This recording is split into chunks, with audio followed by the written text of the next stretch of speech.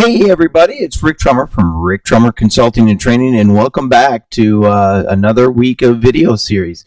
Hey, this week I got a request. I did a video a little while ago on eyeglass replacement, how to deal with eyeglasses.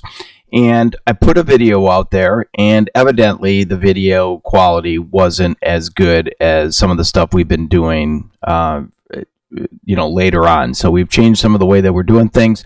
So the request came in of putting another video out there of dealing with eyeglasses. So this week, again, we've got a mixed grab bag of stuff. I'm grabbing some things that people are asking for.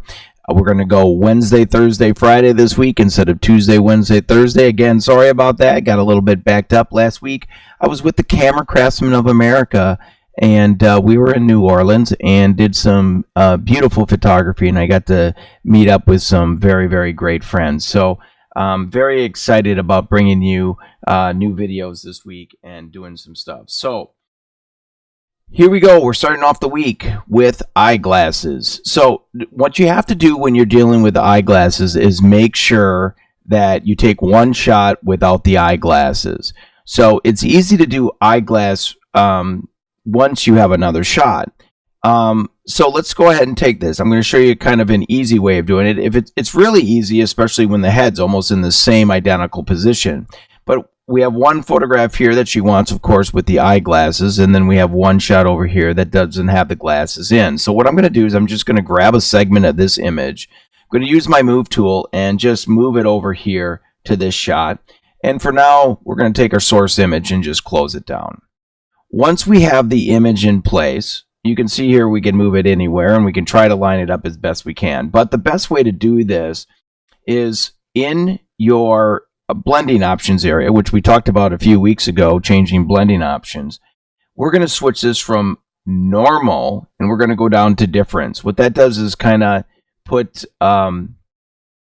it into a negative and positive space so that we can go in, and what we want to do is line these eyes up. If we get an all black area, that means that the eyeglasses are lined up perfectly. You can see here they're not quite perfect.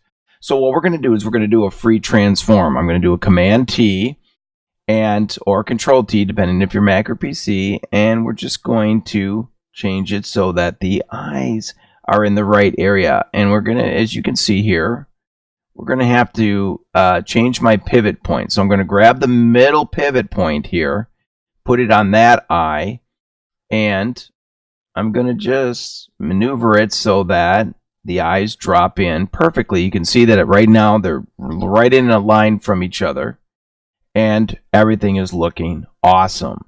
So at this point, once we have this in place, it's really key that we get all of these in process. So we got them all here. And I'm going to bring this down just a little bit. Now, once we do get this all in place and everything is perfect, just hit the return button. We'll lock that in. Go back to normal on your blending option. And we're going to add a mask here. So just click on the mask. And I'm going to invert the selection. So I'm going to do a Command I, which is going to turn those eyes off right now. And we're going to bring our brush. I always like to clear this, make sure we're completely black or white. So just click on the default area right here. You could also do that by clicking on the D button, which will go to black and pure white. And we're going to come over here with the brush now. And I'm going to bring the eyes in. Let's see here. We've got kind of a crazy brush there. Let's just go with one of our standards. I like to go at hardness 0. No hardness on here at all, and we're just going to come over, and now we're going to bring in the eyes from the last shot. There we go. And we want to leave a little bit of that area just in case. You still want to know that there's glasses on her. You don't want to look like there's nothing there, but what we want to do is just put that off. This is a down and dirty way of doing eyes, and we just popped them in, and now we move back, and it looks fantastic. I always say if you're going to do any retouching, go in tight, because if it looks good at 300%, it's going to look fantastic at 100%. So again, until tomorrow, we got mixed grab bag things that we're doing. I'm Rick Trummer from Rick Trummer Consulting and Training. I hope you enjoyed this video. I'm sorry we had to redo it, but hopefully you'll find some wonderful tips here that are coming up in the grab bag series. So again, until tomorrow, I'll see you then.